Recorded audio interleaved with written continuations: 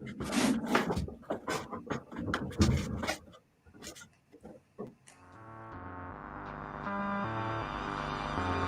lurks behind this unassuming storefront in Cleveland, Ohio?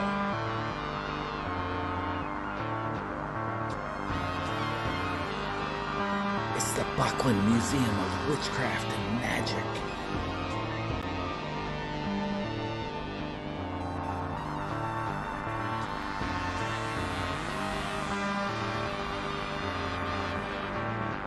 Learn the history of Wicca and the tale of those who brought it to the United States. See the tools of magic, once used by practitioners of the arcane arts.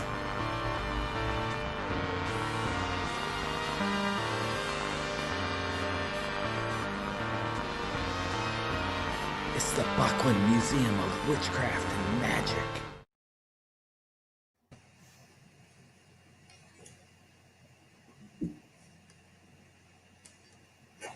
Welcome back to the Buckland Museum Frankenstein radio controls, broadcasting out of some demented elves workshop inside the salt mines underneath Lake Erie here in Cleveland, Ohio. First up, thanks to all of you that have ordered issue number 1 of the Circlet. It's our zine featuring a cover by our buddy Aaron Lang, really beautiful, featuring our founder, Raymond Buckland here. It's 10 pages, features a bit of an intro by me, some photos of the original museum, some ads, well, some original ads, some press clippings, and more. It's $7 postage page, so get on it. Any order that comes in tonight goes out in the morning. So, I mean, there might be a chance that you'll get it before Christmas. So, anyway, and thanks for everybody that's become a member of the Buckland Museum. Really appreciate it. And just Sunday, somebody walked in and had their membership card already. And that was such a cool feeling. They were just like, hello, I would like 10% off my purchases in the gift shop. And I was like, this is so sweet. So thank you to everyone that's been participating in that. So right now we're about to chat with Jason Mankey about something near and dear to my heart, Yule traditions. And Jason, welcome back to the Buckland Museum. It is really nice to be back. It's really sweet of you to ask me back. You never know. I think we had a good time last time. Hopefully we'll have a good time this time. I had a great time. I'm just going to say to everyone watching here right now, make sure that, you know, post your questions because, I mean, we're here to talk about Yule and Jason's book, The Little Book of Yule, which seems little, but I mean, this is 43,000 words of holiday magic. It's 43,000 words of something. So, Jason, what makes you the Yule expert? I don't know if I'm an expert, but I'm someone who really loves this time of year. This is my favorite holiday. It's my favorite season. It's my favorite Sabbath. It's not even close. I know a lot of witches are really into Samhain, maybe some Beltane, and Beltaning is fun. But Yule is my favorite, and the whole season, like from Thanksgiving to the first week of January, ever since I was a little kid, that was always my favorite time of year. I was also born in it, so I guess kind of a Yuletide baby, you know, since I was born January 4th. That to me is a part of the whole extended season. So I didn't have a choice. But I've been like fascinated by it since I was a kid, researching the history of it since I was a kid. You know, when I was in 6th grade, I could have talked to you about the Saturnalia and how important it was. That's how bad it was. So one day I'm going to put up a billboard across the street from the museum that says, bring Saturn back to Saturnalia. And, you know, we're going to cause some trouble in the neighborhood, I'm sure. It's, so this is the kind of thing that you were talking about when you were a kid. Right. And I think one of the reasons I love this time of year so much is when you said put the Saturn back in Saturnalia, I would argue that Saturn never left and the Saturnalia has never really gone away. because Christmas traditions were so influenced by Saturnalia. Pretty much everything that Christians do at Christmas, there is some precedent for in the ancient pagan world, most specifically at the Saturnalia. So Saturn's always been here. He's maybe a little quieter than we would like, but he's always there. And that's really important to me. And the other thing I love about this time of year is this is the magical time of year for everybody. Like the greater culture is celebrating magic in late or mid to late December. And you don't see that the rest of the time of the year. Nobody talks about, oh my God, it was a Thanksgiving miracle. No, it's always like a Christmas miracle. There's no great turkey delivering presents to children. It's Santa Claus and other helpers. And you think about Santa or Befana or whoever delivers gifts, those are magical figures. Being able to deliver 8 billion presents in one night by an old man in a sleigh with 8 or 9 flying reindeer, depending on how you feel about Rudolph, is a pretty big deal. It's very, very magical. So I love this time of year because our culture as a whole embraces magic in a way that it normally does not. I would say that's very astute. So what's your first memories of Christmas magic in your household? My family had bizarre holiday traditions. One of them was they did not put any presents under the tree until the kids went to bed. So you would go to bed and there'd be nothing under the Christmas tree, maybe a gift from your Aunt Gertrude or something, but pretty much it was empty. So when you were a little kid, the next morning you came downstairs and there was this sea of presents. And my family didn't give a lot of gifts during the year, but they gave a lot of gifts during Christmas. So you had this sea of stuff everywhere, and it was always so magical. And my parents continued to do that until I was in high school. And I always really loved it. And for a while, I was getting up at 2 or 3 in the morning and just sitting in that room with all the presents alone in the quiet with the lights twinkling. And it was the only night that my parents kept the lights on all night. So it was a pretty big deal. Yeah. So my family, it's my mother's Swedish, so my mother kind of controls the culture in the house, and we always celebrated on Christmas Eve. So I mean, I kind of split the presents up between Christmas Eve and Christmas Day, but I'm kind of jealous of my niece and my nephews because they get a visit from Tomte, who is the Swedish Christmas elf, and he rolls in Christmas Eve, gives out a bunch of presents, and then he splits, and then we have a great meal, etc. And it was always kind of weird growing up because people would be like, "What? Why not the Christmas morning thing?" And I'm like, "I don't know. We're Swedish. That's what we do." So. People have this idea that that we've always given gifts at Christmas this time of year, at least during the Christian era. And that's not really true. People gave gifts on St. Nicholas Day, which is December 6th, which is why Krampus night is December 5th, because he's checking in on all the kids to see if they're going to get presents. People gave presents on New Year's Day for a very, very long time and still do in some countries. And they also do it on Epiphany, December 6th, Three Wise Men's Day. And then some cultures, like sleeping in the next morning and give presents on December 24th. It's not as weird as it sounds, just because if you look at the whole world, there are all these sort of different days. And for a period of time, no matter when you got presents, you would say that I got a Christmas present. Like if you got presents on 12th night, which is December or January 5th, or if you got them on Epiphany, it would still be a Christmas present no matter what day it was given to you. So, Jason, what's your favorite Christmas song? Carol of the Bells. Yeah? Ding, dongy, dong, dong, dongy, ding. And since it's copyright free, we can sing it without pay anything. Oh, there we go. I wish I had known that before. I would have practiced.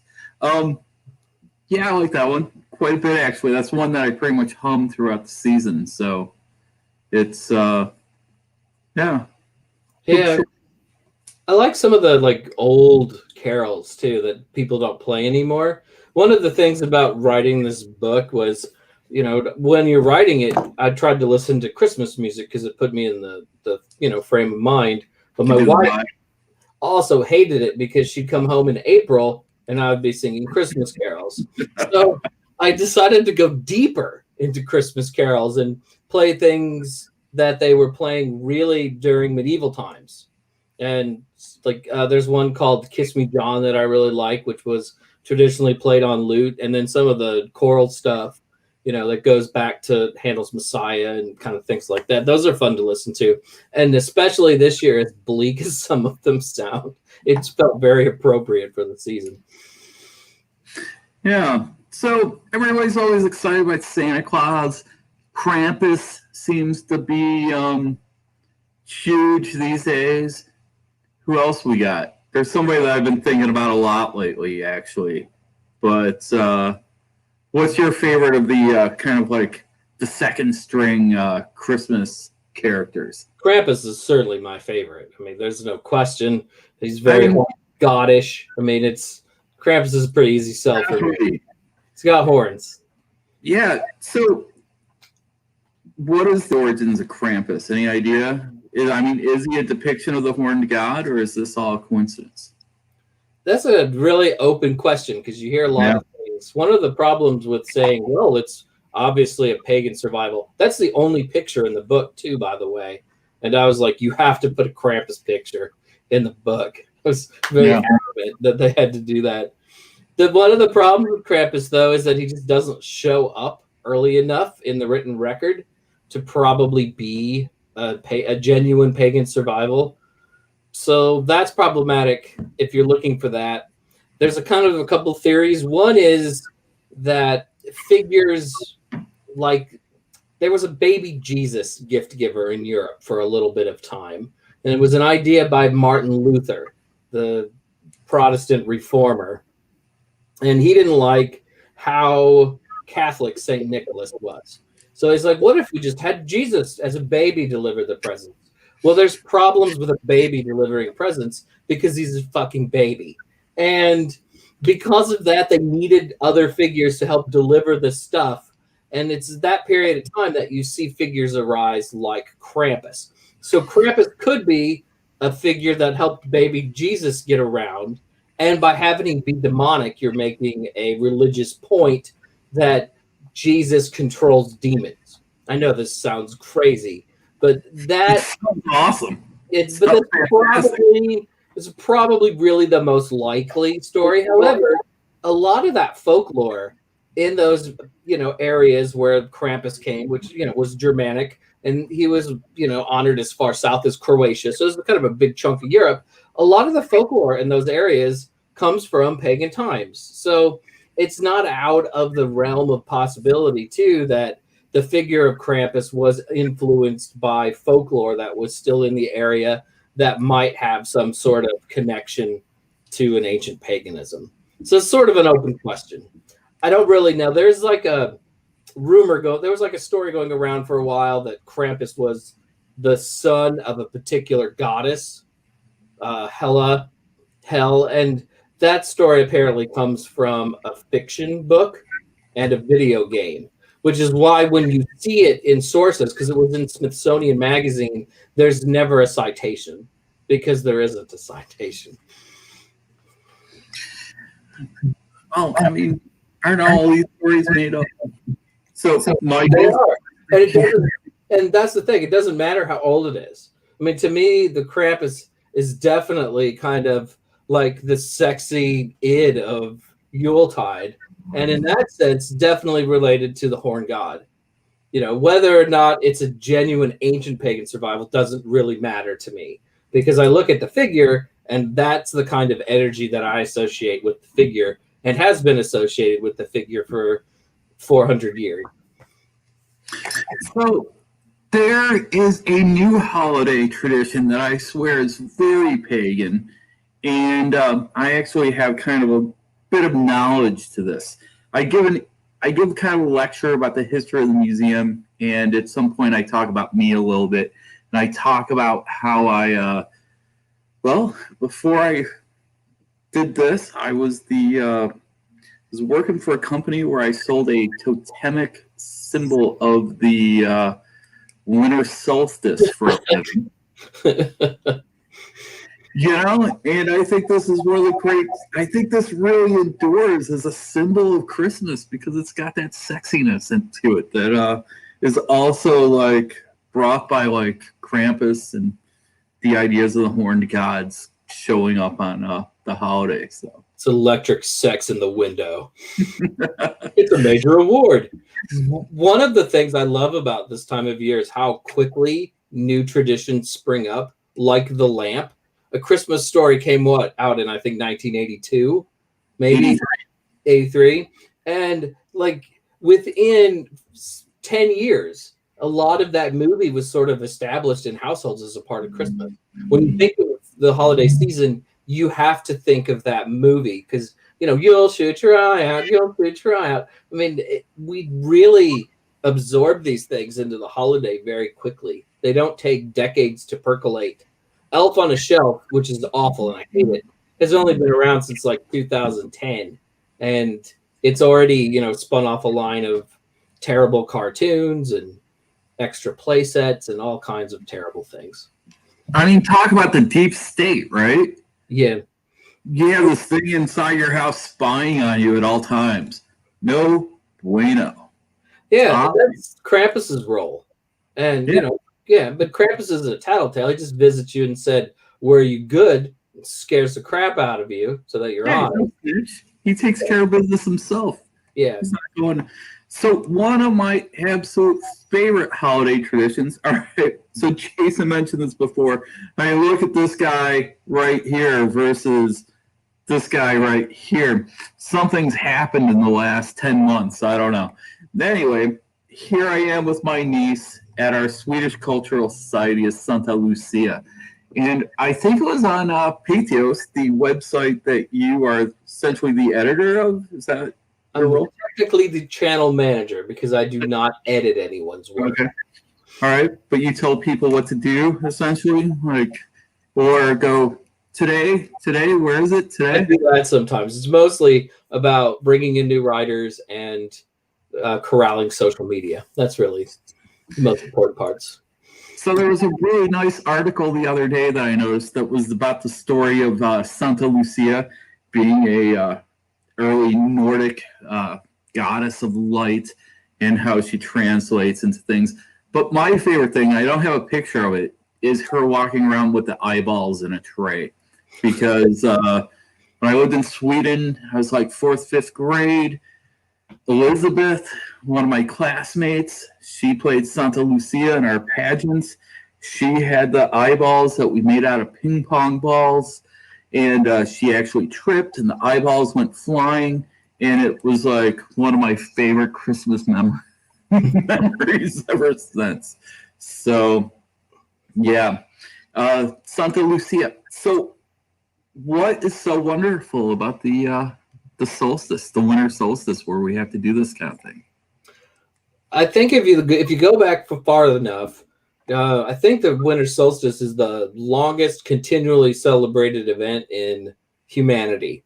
I mean, the first sort of archaeological site like dedicated to celestial events is the Grossbeck Circle in Germany, and it's dedicated to the winter solstice. So we've been celebrating this particular time of year for over 7,000 years. That's really before the birth of religion proper, where there were priests and priestly roles and things were extremely well defined.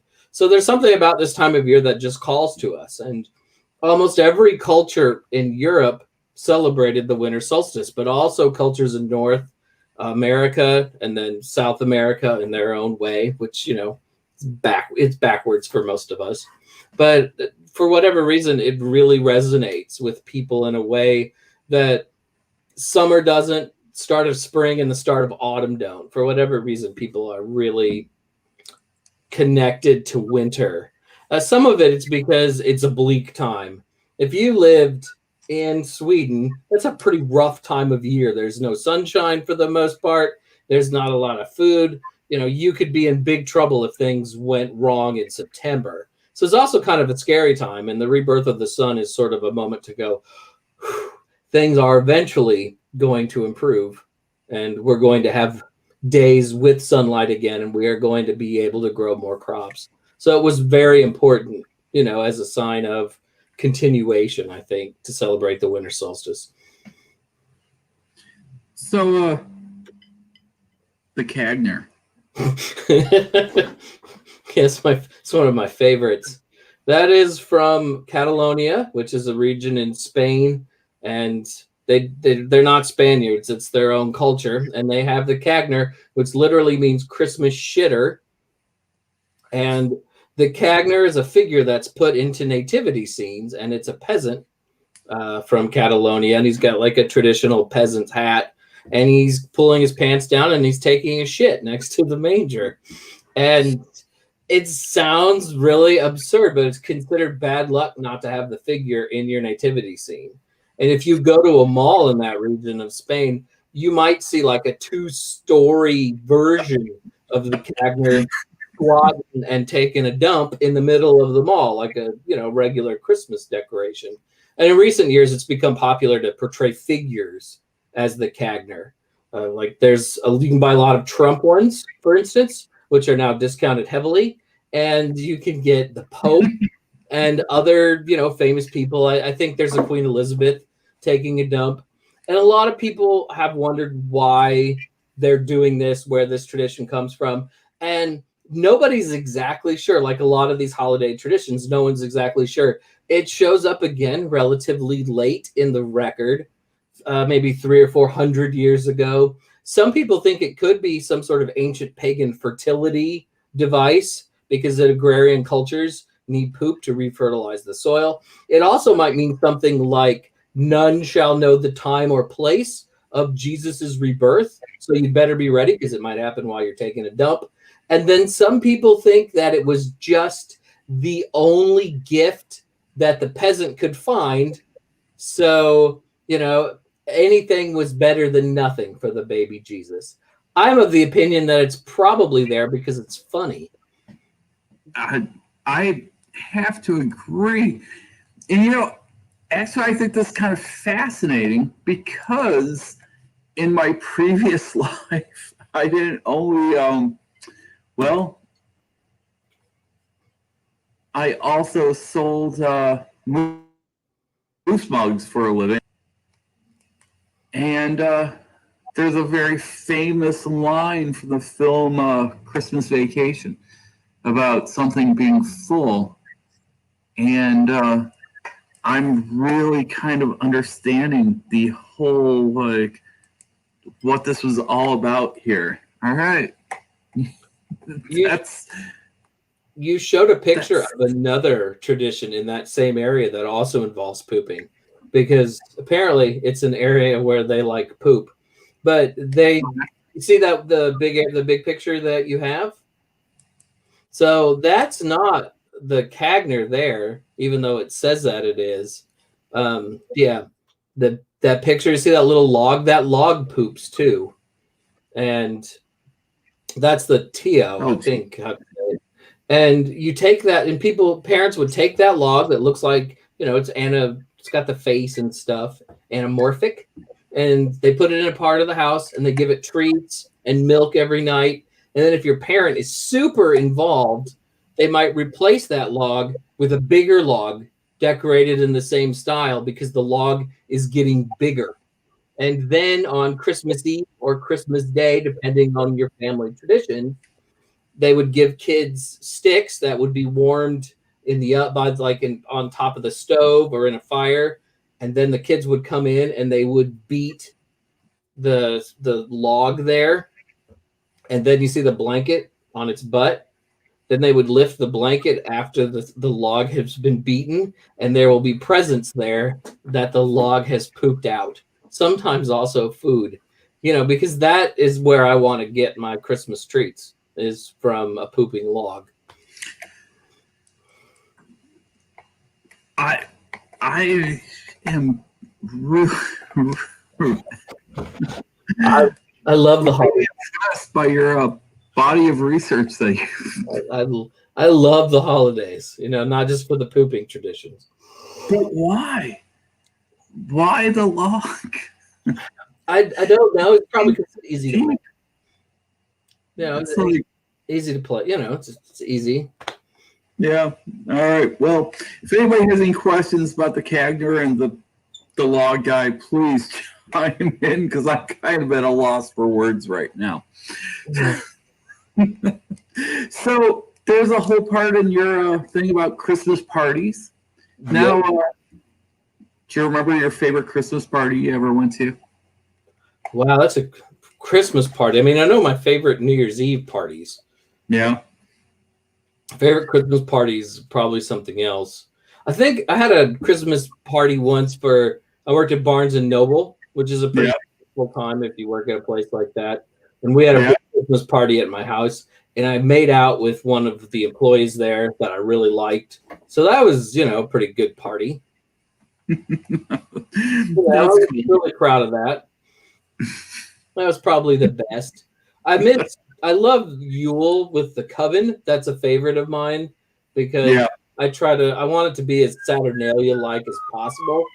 And we generally just drink a lot of wassail and toast for the new year and good cheer and health and things. And it's very festive, and it's not quite a party, but it feels sort of like a party. So I gotta say, do you have a favorite holiday ale? I have a 12 Dogs of Christmas ale here, and it's actually pretty awesome. My favorite holiday-related drink is Ace Pumpkin Cider. I'm one of those people, apparently, who likes pumpkin beverages. But I'm also a big wassail person. And my book has a lot of recipes in it, almost all of them alcoholic. So there's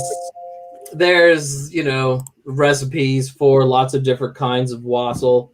I usually make mine with unfiltered apple cider and then add rum or Irish whiskey to it.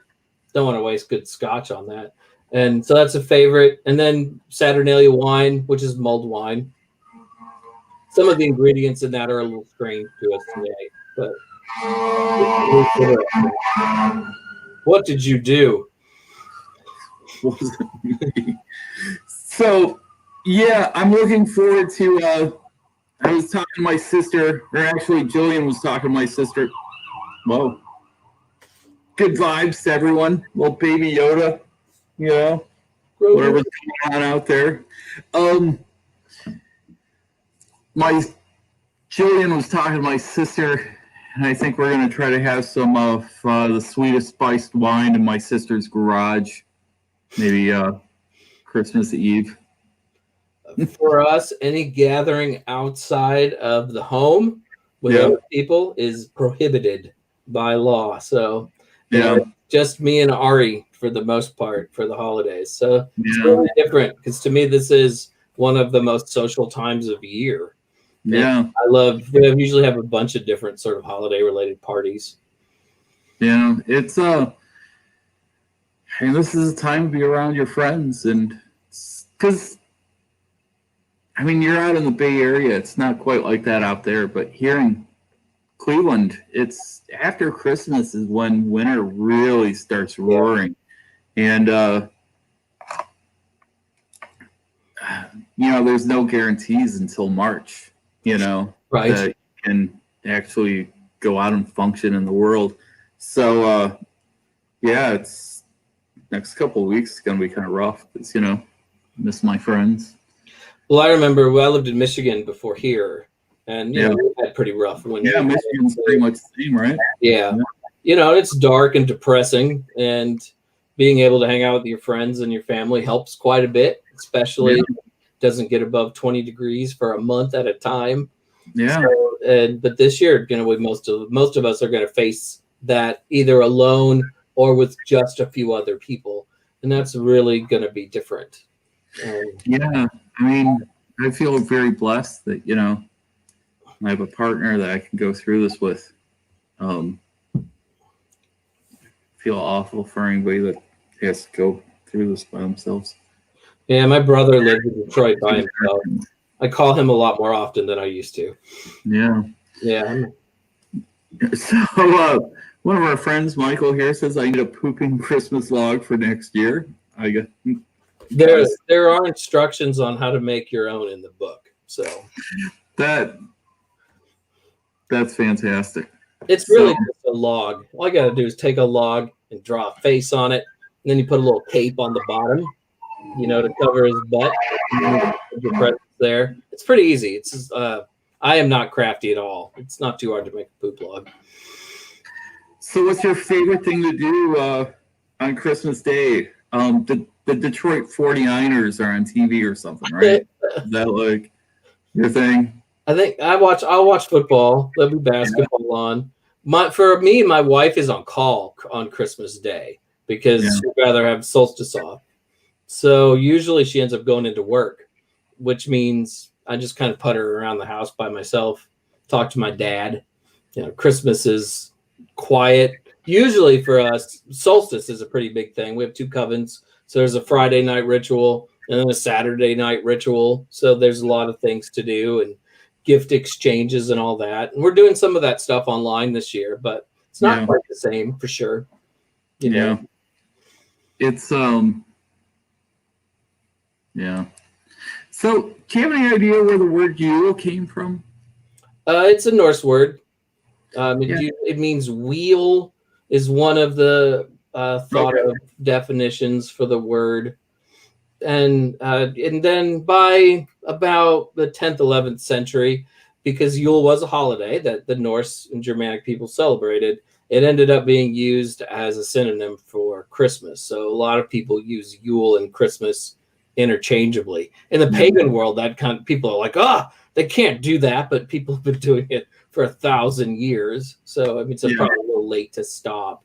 But it was. And the Norse didn't necessarily celebrate Yule just on the winter solstice. It was more likely a very extended celebration. Some people think it might have started as early as mid-November and then lasted all the way through mid-January. So 2 months of Yule. Because what else are you going to do other than drink in the dark of winter for 2 months? And that's what they did. Yeah, I get it. I always thought it was kind of cool because, like I talked about before, growing up culturally Swedish, Yule was always a big part of it. And then at some point I realized that was also a pagan thing, so I slid right in, It was kind of easy. So tell me about electing the Lord or Lady of Misrule, and what do they have to do with the Yule traditions, Jason? So Misrule is one of my favorite parts about Yule, and it's one of my favorite parts about the kind of the extended season, including Christmas. And it's actually a very, very old pagan tradition, and it goes all the way back to the Saturnalia. Saturnalia was a 6-day celebration, originally 1 day, and then kind of got extended, as all good parties do. And during that period of time, and Rome was a society with slaves. It was built on slave labor. In that sense, it's very much like the United States. And during Saturnalia, though, everything kind of changed and turned around. So if you were a slave, you got the best food during the holiday, and you got the best wine, and you shared that with your master, and everybody in society got the best of things. And that's a big component of misrule. It's about upsetting the social order. But it was also transferred in other ways too. And starting during the Saturnalia, they would elect somebody to be in charge of the Saturnalia festivities. And this is where we get the Lord of Misrule. So if you are elected to run the festivities, you get to make absurd proclamations and demands of other people. There's a quote from one of the writers in the 4th century who talks about, like, you could make a command and say, hey, pick up the girl playing the flute and run her around the entire house. And this never went away during the Christian era.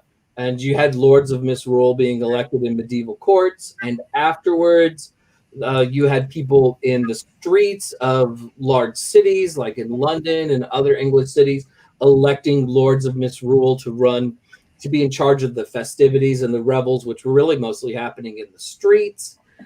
In some churches, they would elect a child to be the deacon for a day, or the bishop for a day, and they would be in charge of everything.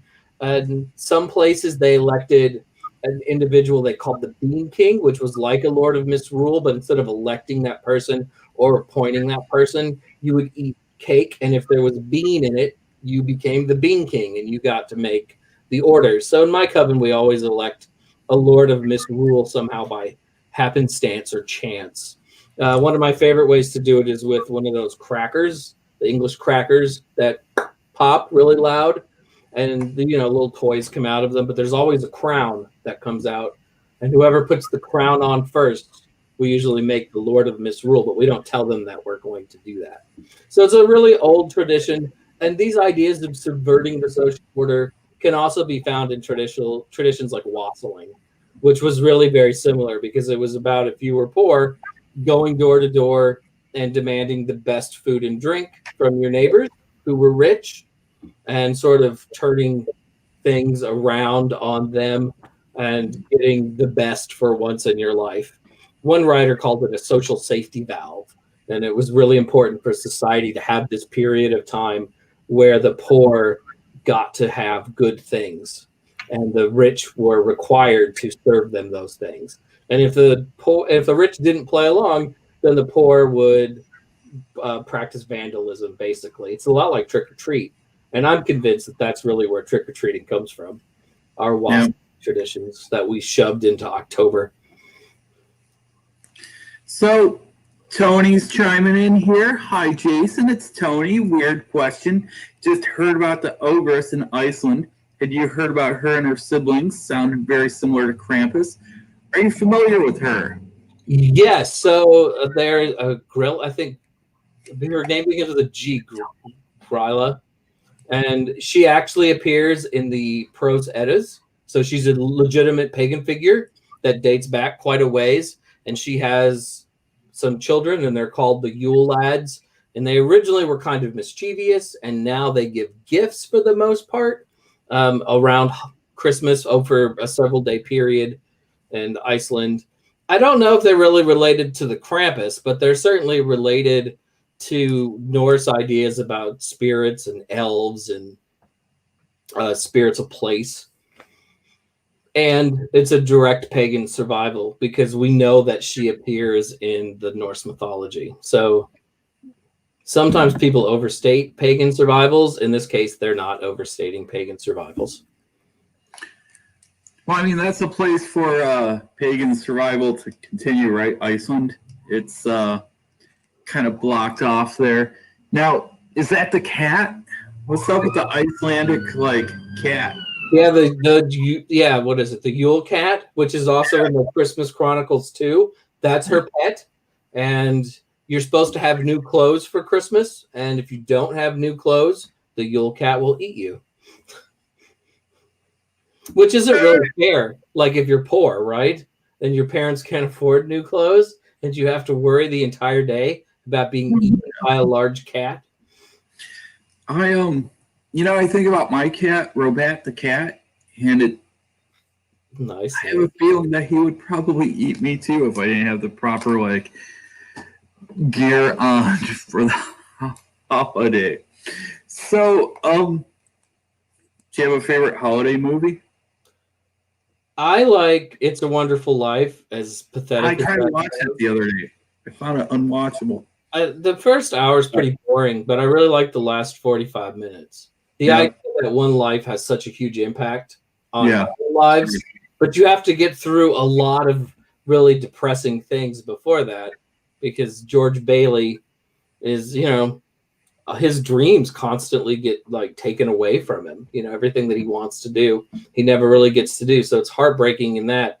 But then you see the worth of his life and how it affected others. I don't know. I always thought it really spoke to me. My wife is a White Christmas person. She loves the musicals. See, now I'm going to offend both of you, because it turns out that when I said I watched that the other day, White Christmas was the one I tried to watch the other day, and that's the one I found completely unwatchable. And it's really not very Christmassy. Not very Christmassy. Like this. So there's just a bit of Christmas at the very end. I mean, most of it's just giant musical numbers. Some of them are a little racist today. And exactly. It's not as good. The last 45 minutes of It's a Wonderful Life are all Christmas. It happens on Christmas Eve. They sing Old Lang Syne. They had fake snow in the lot, and it looks pretty real in black and white.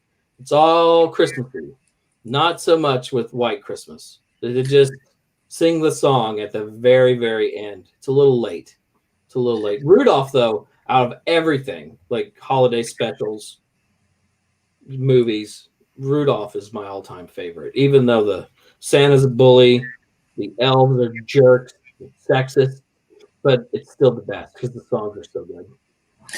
Well, I mean, let's take it back to the horns there, right? Because think about it. It's Rudolph is a bit anthropomorphized, right? It really is. Is Rudolph like another depiction of the horned god? No. No, you're not going to be there. The thing about reindeer too, which we think that they've always been associated perhaps with Saint Nicholas and the Christmas tradition. They only really show up for the first time in 1821. Before that, he rode a horse for the most part. So reindeer are pretty new to the whole Santa Claus story. Well, so I've always heard that the reindeer are important to this whole thing because of you would feed the reindeer mushrooms and then you and then you go flying in your sleigh. Yeah, that's a theory that started in the 60s. Everything about it is wrong.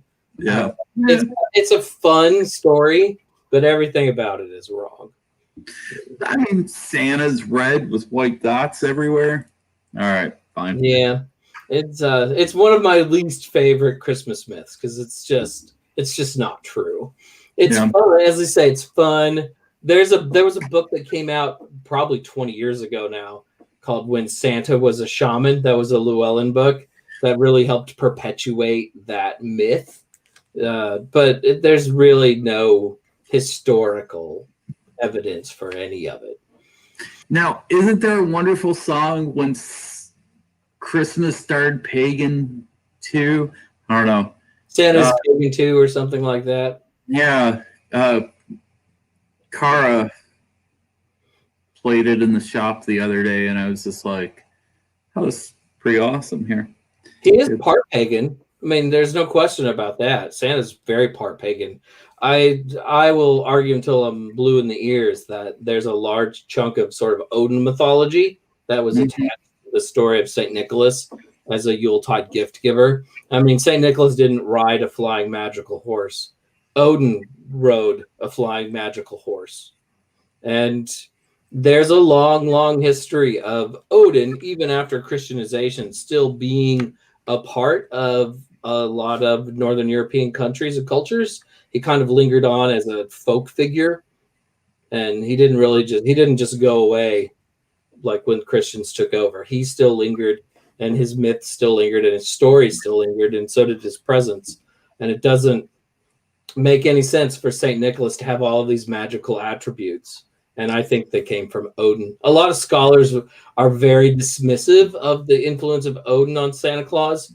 And I try to be pretty careful. I don't like to make like giant leaps through history. Like, oh yeah, like even though there's no record between this and this over 1,000 years, it's all pagan. I'm very, very careful about that. But I do think that Santa definitely has roots in the worship of Odin. And he also has roots in St. Nicholas, too. There's no question about that. So he's kind of a combination of both things. Probably like, so big part of my like holiday tradition is we would always go to the local Swedish Cultural Society. And there was this woman, she was like 90 when I first started going. And she would read this poem that her sister had written. And it was about Odin and Thor passing on Christmas to the Christians. And I have to see if I could find a copy of it because it was pretty special. And I think it's one of those things that kind of planted the seed of where I am today, right? So. You also, in a lot of the Northern European traditions that are still a part of Christmas Yuletide celebrations today, you do have legitimate pagan echoes, like the Tomte, the spirits They are definitely from paganism. The Yule goat is a figure that has become more and more popular the last couple of decades and was a primary figure in some Northern European countries. And there's a reason it's a goat. It's because Thor's chariot was pulled by goats. And the Yule goat is directly related to those goats. So there's a lot of actual pagan stuff in Yule if you know where to look. So looking at my notes here, I do have a little point where I said, feel like an old goat lately. How about you, Jason? So yeah, more so this year than ever before do I feel like an old goat. Yeah. So what's the deal with the goats? The Yule goat is God, is it? I know it's Northern European. I don't want to consult the book because it makes me feel bad and look bad. But I don't have everything in the world memorized. But the Yule goat was sometimes a gift giver. Sometimes in certain places, the Yule goat pulled the cart for the gift giver. In certain places, they hide the Yule goat in the house. But it's a figure of Yule in Northern European countries. And for a while, it was kind of consumed by Santa Claus. Like there are actually postcards of a figure that looks like a goat delivering presents, which is the coolest shit in the world to me. I'm always about goats. But then because of Santa, like in certain areas, all of a sudden the Yule goat looked like a person and he was wearing red suits and stuff, and that's not fun. But lately he's been rediscovered. Yes, they burned giant effigies of the Yule goat, probably related to some sort of solstice thing or return of the light kind of thought. But people over the last 30 years especially have been really interested in rediscovering their old Yuletide traditions instead of just carting out tired old Santa Claus. And the Yule goat is one of those things. Anytime I find out about anything new during the holidays, even, new to me at least, I like run out and try to get it for my house. Like I have a Cagner in my house. We have a Yule goat Christmas ornament. Anything. I want it all because it's all so cool and so different than what we do the rest of the year. Yeah. I think my sister has all the goats from my mom when they moved back to Sweden last year. I gotta say that I'm kind of jealous. But yeah, every year they set them on fire there, and the town is like, "What are you guys doing? You can't see this." But and there's a long history of bonfires at Yule into Christmas. I mean, we know the Norse, for instance, burned bonfires during their celebration of Yule. And they burned bonfires for a couple of reasons: to drive the darkness away, but they were also scared of spirits and they were scared of elves and other things coming to bother them. And the fires were a way to keep those forces at bay. And there's a long, long history of burning things around Yuletide. So they would sneak into family members' houses and hide the straw goats. Yeah. Thank you. Lori's absolutely right. Yeah. So Lori here saying the woman at the local Scandinavian store here talked about how they would sneak in the family. This sort of weird thing. The idea was not to have it in their house by Christmas. That's cool. You do that in the United States, somebody would probably shoot you though for being in their house. Not out here. It would be bad news. Gotta stand your ground against the goats. You know? You brought a goat into my house. I had to shoot him. Yeah. So we have a message here from Tamara Forsland from Australia. Greetings, Steve and Jason. I did not sign in, so I wanted to be typing and saying "oh, hello" and all that stuff, but I can't do it. So Lori says, very true. Yeah. Please, everybody watching this, don't sneak goats into your neighbor's house. Maybe check first, get a waiver signed. One of the things that makes me saddest about this time of year is that it used to extend later into January. Like a lot of these traditions that people talk about, like Befana, who is the Christmas witch, she delivered presents on Three Wise Men's Day on Epiphany, not on Christmas. But in the United States, we always seem to be in a hurry to get rid of our holidays. And like you go to Target on December 28th, and they've taken all the Christmas decorations down, but that's not how people celebrated the season for a very long time. They kept everything up through January 6th because it was all a part of the greater thing.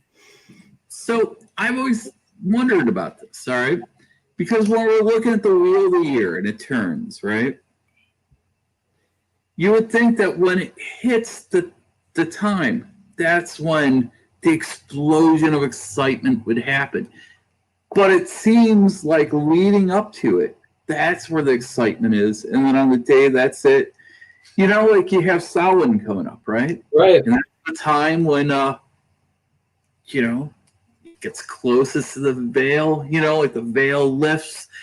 And then November 1st, it's over. I mean, you do have like Day of the Dead, etc., going for a couple days, but November 5th, nobody is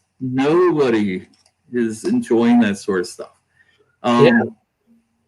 Isn't it the kind of thing where it should kind of like be like a delay where it's like yeah, I think the Sabbaths are season, right? Not just one day. Certainly, like you could look at it astrologically and it's like a day. You know, like there's a day we know the winter solstice is, but the time leading up to it and then the time after it, at least to a certain extent, are part of that continued thing and should probably be celebrated. But I don't know. It's like we're always in a hurry, right? Like Ostara season is the spring equinox, but it's not April 10th. It's done. So I'm going to give a shout out to everybody that leaves their lights up too long this year. Fuck yeah. You know, it's keep them going as long as you can. As long as you're comfortable with it, I'm comfortable with it. I wish that the holiday season started in mid-December and then ended in early February, because you really need that in the darkness of January sometimes. Yeah. I mean, like all the parties are done. It's just cold. The days might be longer, but they don't feel longer yet, right? I mean, they still feel super short, and you need that light. You need that hope, but everybody's taking it down by January 2nd, and it'd be better if it lingered for a longer period of time. Yeah, it's like February to me is always the time to go on vacation. I live here in the Midwest, so I gotta go out of town. I'm not going on vacation this year. No. You know, not going out to California. I'm not going out like to the Bahamas. I'm just gonna sit here and stare at the abyss. I used to go to California when I lived in Michigan every February because I'd go to PantheaCon, which is the festival out here, and it was the best because you needed to get away from the cold and the darkness of the Midwest in the winter, and just lights on a little longer would help with some of that. So, bit off topic. I saw your list. You had a list of your favorite books of witchcraft this year. Oh yeah. So, what were some of your favorite books this year? Like, what meant the most to you?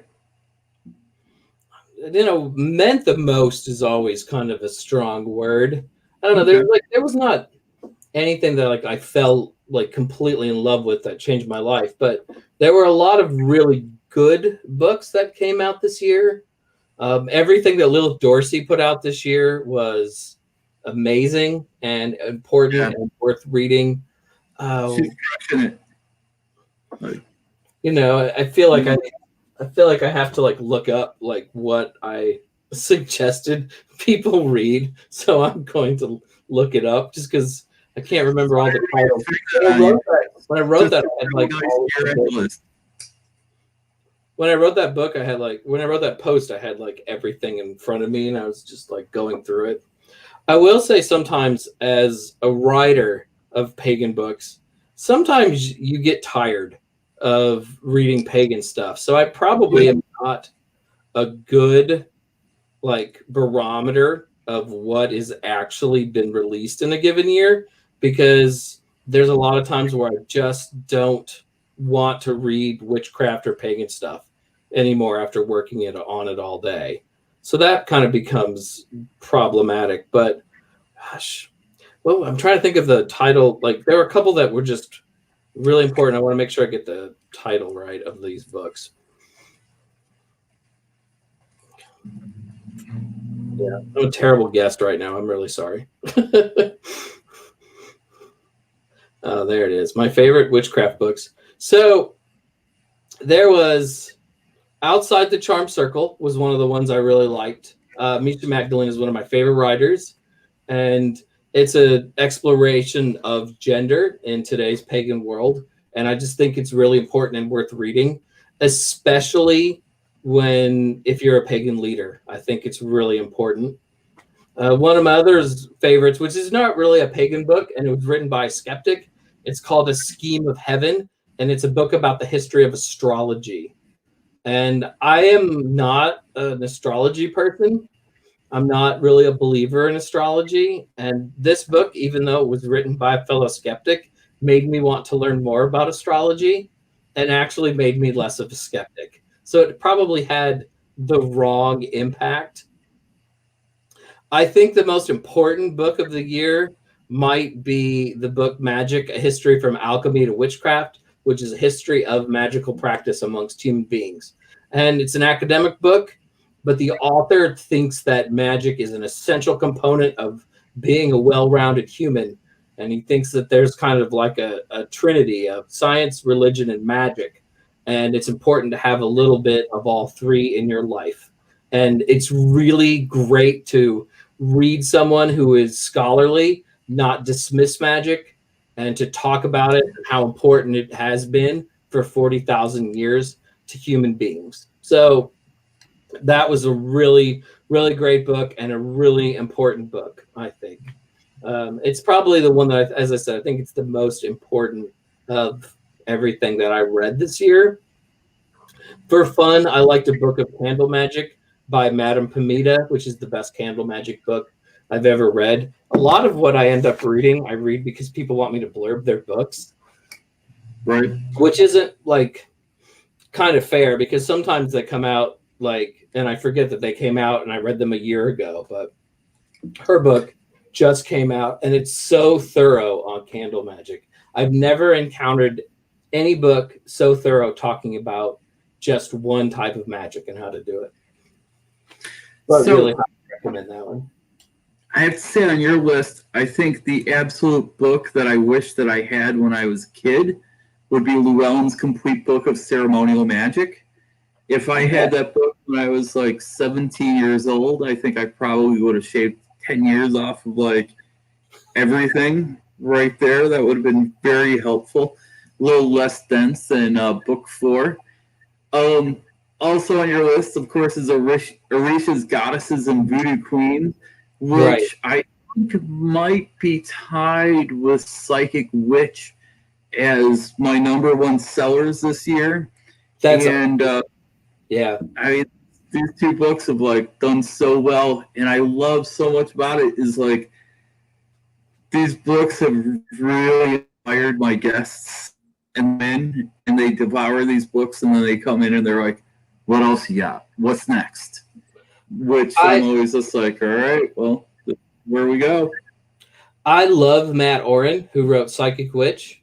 He connects with people on a level that I don't think I'll ever be able to connect with people on. And it really came out with Psychic Witch, the way that people gravitated towards that book and how much it meant to them and how it influenced them. I read it last year because he asked me to blurb it for him. So when I think of 2020, I think of Psychic Witch in 2019, which is sort of weird. But because I read it earlier, it's a little different for me. Also, he writes at Pathos, and I'm always apprehensive about putting Pathos writers on my lists of favorite books because it feels self-serving. Self-serving, but yeah, it's Lilith's book there, the Orisha's book by her is just, I think it was the book that needed to come out in 2020 I think people really needed to see that and read that. And she's fantastic. If you've never had her on the show, you should. She's my other repeat. Yeah, we love Lilith at our house. Ari and I are both huge Lilith Dorsey fans. Yeah, she is great to go eat with in New Orleans at 2 a.m. I'm sure. I hope to do that again, or I hope to do that someday in like 2022.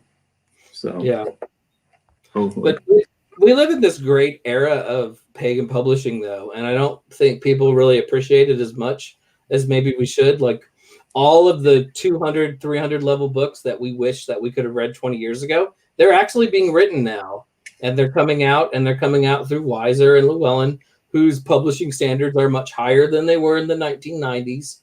And then you have smaller publishers, and you have self-published books that are definitely worth reading, and you have major publishers like Simon and Schuster, who are printing witchcraft books for the first time. Witchcraft Cocktails was one of my favorite books of 2020, maybe because I had a lot of time to make witchcraft cocktails in 2020 since I couldn't leave the house. But I thought it was really fun. And one other one that was another, I think, Simon and Schuster was The Healing Power of Witchcraft, which I really liked too. That's yeah.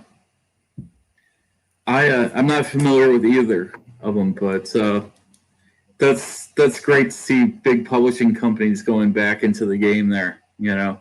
Well, that's kind of the weird thing, though, is it's like you have these big publishing houses, and then you have like Llewellyn and Weiser, and it's almost like two ships passing in the night, because a lot of times those of us who are in the community aren't aware of these books that are coming out from Simon and Schuster, because they're tapping into a different part of the witchcraft world than what we are familiar with. A lot of times they're tapping into the world of Instagram influencers and stuff. So it's very, very different, you know, and we're of an age, I think we're both Gen Xers, that, you know, we're not always down with everything in our advanced ages, so to speak. I don't really think that we're old. Even as a kid, I had a sour look on my face half the time. Yeah. It's all part of my generation. Yeah. You know, nothing is cool. Nothing's ever cool to Gen X. No, even though being cool isn't very cool. If you're cool, you're probably trying too hard. Yeah. Why is that guy trying so hard? Yeah. Oh. So what's next? How's Ray's book coming? Well, have you even started thinking about it yet? Oh, I'm writing it. Well, you know the next book because you asked about it while we were in the green room. Yeah. Stephen has a great green room. There's some really nice drinks. There's some good snacks. It's the best green room in all of pagan broadcasting. I'm a big fan. But in June, The Horned God of the Witches comes out, which I've already written. It takes forever for Llewellyn to publish things. So that's the next book. But right now I'm writing The Magic of the Witch, which is about different types of witch magic. And it's kind of thorough looks into how like magic with stones and crystals work, and how magic with oils works, and how magic with candles work, and how they're all different. And then you can kind of put them together. And that is almost done. So it should probably come out in early 2022. And The Horned God of the Witches comes out in June of 2021. So there's always kind of this lag. It's always weird when people ask you what you're working on. Because, you know, this book just came out, turned in Horned God of the Witches last May. And then I'm writing this other book. So your brain is always in 8 different places. So Horned God of the Witches, kind of walk us through that. Is that...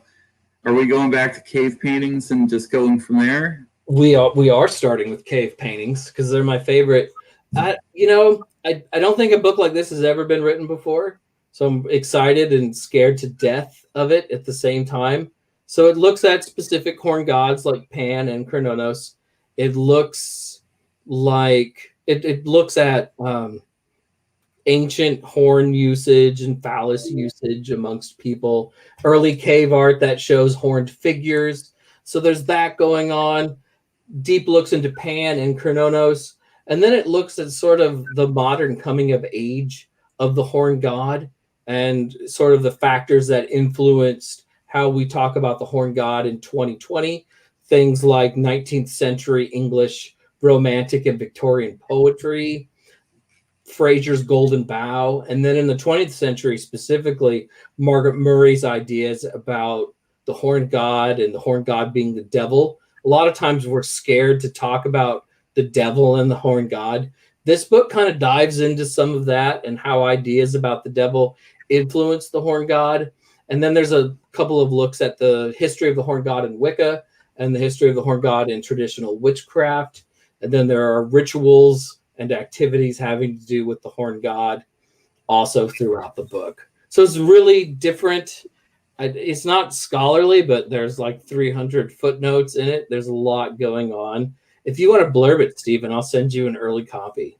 I'm dying to read it, so that would be wonderful. Because, that's the thing is, like, here, it's a museum of witchcraft founded by Raymond Buckland, pretty much blueprinted off of Gerald Gardner and Cecil Williamson. Yeah. So, these guys weren't shy of the horned god. No. So, and I feel like it's always a forgotten part of what I talk about. Because, we talk about the goddess and life springs forth from the goddess. But I mean, one of the things that really bothered me while I was writing the book, I was going through foundational modern witchcraft books. And they started to downplay the horn god at a certain point. I mean, to Gerald Gardner, the god of the witches was the horn god. With the goddess, they were the two most important figures. And then all of a sudden you get, the horn god is one aspect of the god, and he's also a sun god. And if you're not comfortable with the horns, you can get around the horns. And I'm like, fuck. The horns are the rays of the sun. Yeah. I think that's on the show, right? I actually already have several times, but I'm like, fuck. I mean, it was just. So I sent a text to Thorn Mooney, who's one of my favorite people in the world, and I was like, did people really start intentionally downplaying the horn god, especially in Wicca, beginning in the late 70s and early 80s? And I've come to the conclusion that yes, they did, which breaks my heart. And my hope is that this book re-elevates him to that place that he was supposed to have. So I'm excited about that. And then traditional witchcraft has been really good to the horn god because witches of that path are very focused on him to a large degree. So I always remember a conversation with Ray that I had once, and he was just like, because we're talking about a horn god t-shirt. He was like, you may want to wait on that because, people are going to jump quickly to Satanism, seeing something like that. Have a few more things in your t-shirt line before you get to the horn god. And I was like, all right. I think in the 80s, because of Satanic Panic, people were intentionally downplaying the horn god because they were worried about witchcraft and Wicca being associated with the devil. So I think there was this really big fear there. And I think that's why it happened. But we're beyond that at this point. And to me, you look at the history of witches, anyone who identified as a witch, a lot of times there's a horn god right there, whether that horn god is called Satan or Lucifer or Pan or Kronos or whatever it's called, it's right there. So the book wants to look at all of those things. And I don't want to elevate him above anything else, but I wanted to write a book that was really worthy of him. So I'm very excited. I'm not sure if I did everything in the book that I wanted to do. It was really hard to write. And at one point I scrapped about half of it because it was so difficult. But I'm really excited for people to read it in May. Now you have the 20th anniversary revised version where you get it even more right. It's true. It'd probably help. I did write a version of this book like 10 years ago when I was a baby writer. And so I published it. And it's really a mess and it's really horrible. And there's nothing connecting the two books other than Horned God and my name. But So this is kind of like the second edition in a way. Well, I am really, really excited to check it out. So yeah, I think we've probably ran over our time here. Jason, it's always an honor and pleasure to have you here in Cleveland. Hope to see you here like sometime in the physical realm. Who knows, maybe mid 2021 we could do this, or I'm hoping April, May. Let's get those vaccines out. Let's get those shots in the arm, and I want to get on a plane and travel. And I got the Buckland book to write, so I have to visit the museum. Yeah, it's kind of around that. How's that going? It really hasn't started yet too much because I have another book to write after the one I'm writing right now. And so then what's your writing process like? Is it blank page you go, or is it to bullet point out? I put together a chapter outline, and I usually stick to that. Yeah. I've never written a biography though, so the Ray book is going to be something completely new for me. Though, I mean, obviously there's a chronological order, but I feel like I have to get a lot of background before I start writing the book. So, I have to visit the museum. I want to visit where Ray lived in England and the United States. We should try to get in, see his place where he lived in Brentwood. It's knock at the door and be like, can we go to the basement? Can we That's true. And I gotta go to Lilydale. So people that are listening that didn't hear our previous conversation, this guy right here is going to be writing the biography on the founder of our museum, Raymond Buckland. And it's my understanding that Ray wrote a autobiography, and there's maybe 4 paragraphs that are about Wicca, but most of it is about really cool cars he saw when he was 13 years old. So there's you got your work cut out before you get a piece of all together. The memoir that he wrote is a good starting point because it does give you some places to jump off on. But isn't it mostly I saw this really cool car. It was this kind of car. It had this kind of engine in it. Loved it. He does love cars. Nobody wants to hear about the Wicca stuff. Yeah, apparently that was a footnote in Ray's life. But that will be what I'm focusing on the most. He was funny like that. It's so I know his pretty much his best pal for the last years of his life. The guy they would go hang out with, this guy Bill, and Bill's like, yeah, I only brought up that Wicca stuff a handful of times, which blows my mind every time I think about it, because I would talk about that every day. I will say that, as a writer too, if somebody were documenting my life, they would say oh my God, his whole life was run by Pittsburgh Steeler football or something like that. The Wicca would be a small secondary concern, even though it's been the focus of my life really the last 25 years. So how did your Steelers do yesterday? They lost and looked terrible. However, they've secured a playoff berth.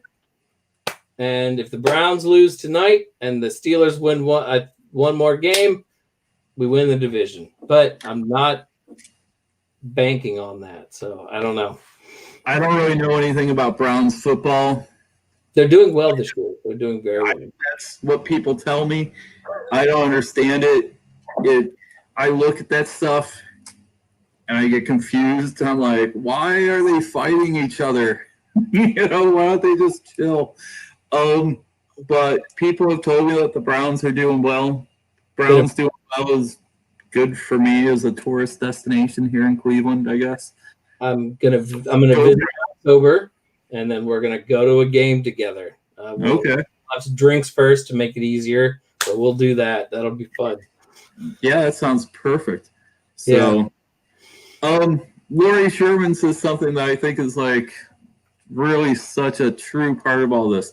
I think people forget that we live actual mundane lives, actually. Yeah. It's,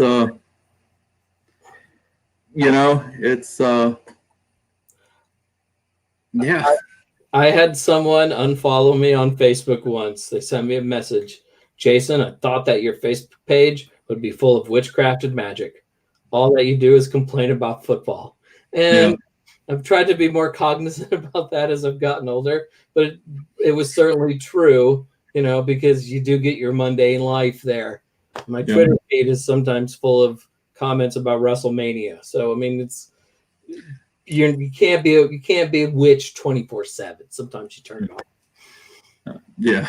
Well, I mean, everything goes through that witch filter, right? So, Chase, hold on for a second. I'm going to say goodbye to the crew here, and I want to talk to you for a second, though, before you go. So, all right. Thanks for everybody that tuned in tonight to hear me ramble on about holiday traditions with Jason Mankey. So we're going to have another holiday show on Sunday with Sadie, who usually does our Wheel of the Year meditations, but we're going to talk about holiday traditions as well.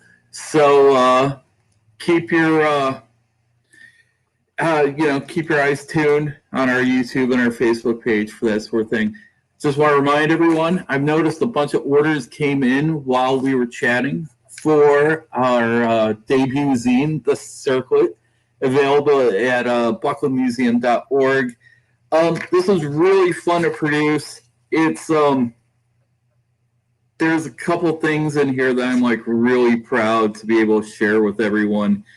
And I don't know, just thanks so much to everyone for giving me the opportunity to do this. I'm already working on issue 2, and it's probably going to be about twice this size with a lot more like article kind of things in it. But yeah, also you get a free one of these if you subscribe to our membership. So Buckland Museum membership cards. All right, well, to everyone here hanging out with us, just a couple things I want to leave you with. Stay witchy, my friends.